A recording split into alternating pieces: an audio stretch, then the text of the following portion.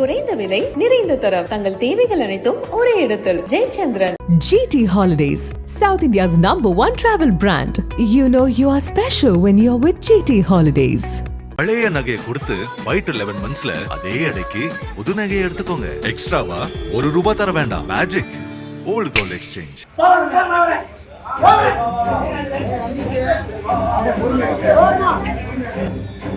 April மாதம் 22ஆம் தேதி 2025 இப்போ வரைக்கும் நடவடிக்கை என்னன்னா கண்டென்ஸ் பண்ணி 20,000 கேட்குறாங்க.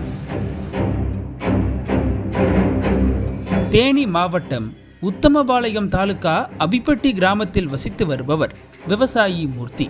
தன்னுடைய 2 ஏக்கர் நிலத்தில் செவ்வாழை கன்றுகளை நட்டு பயிர் செய்திருந்தார்.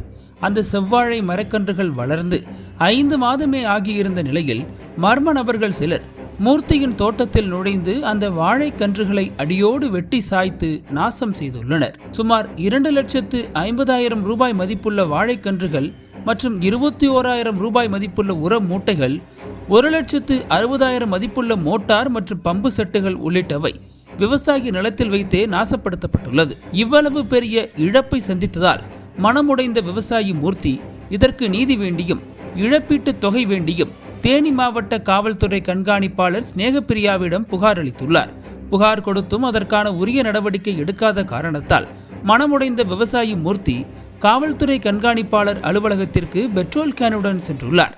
தான் கொண்டு வந்த பெட்ரோலை தன் மீது ஊற்றிக்கொண்டு தீ வைக்க முயன்றுள்ளார். இதை கண்டு அதிர்ச்சியடைந்த காவல்துறை ஓடி வந்து தடுக்க முயன்றுள்ளனர். அப்போது என் அருகே வராதீர்கள், வந்தால் கொளுத்திக் கொள்வேன், நான் யாரு, என் கோரிக்கை என்னன்னு கேளு என ஆக்ரோஷமாக கத்தியபடி தன்னை யாரும் நெருங்காதபடி பெட்ரோலை அங்குமிங்கும் ஊற்றிக்கொண்டே கத்துகிறார். ஒரு வழியாக அவரை சமாளித்து சமாதானப்படுத்திய போலீசார் உள்ளே அழைத்துச் சென்று பேச்சுவார்த்தையில் ஈடுபட்டனர்.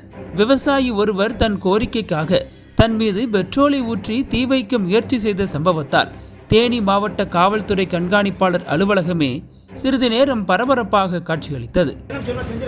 அவங்க சித்தியும் சேர்ந்து தோட்டத்தை உழுதுட்டு ஒன்றும் வாங்கி விட்டாங்க. இதுக்கு கம்ப்ளைண்ட் வந்து இப்போ இல்லை, 22ஆம் தேதி பெட்டிஷன் கொடுத்தேன். இப்போ வரைக்கும் நடவடிக்கை இல்லை.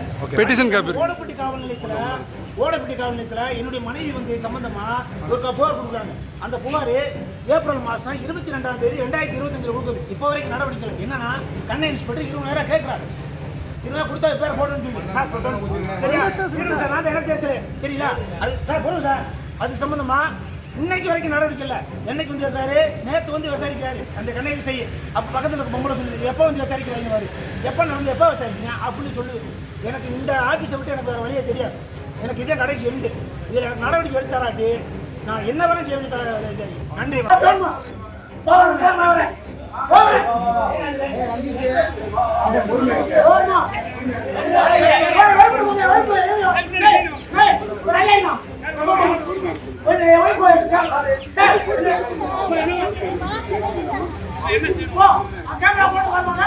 என்ன தப்பு செஞ்சு நடத்தி எடுத்துக்காங்க. இது வரைக்கும் நடவடிக்கை எடுக்கல.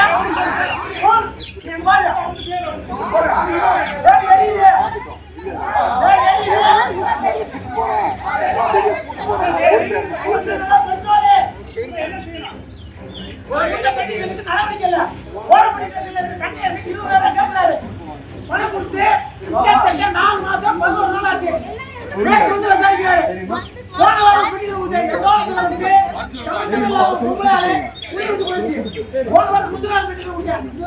இல்லை.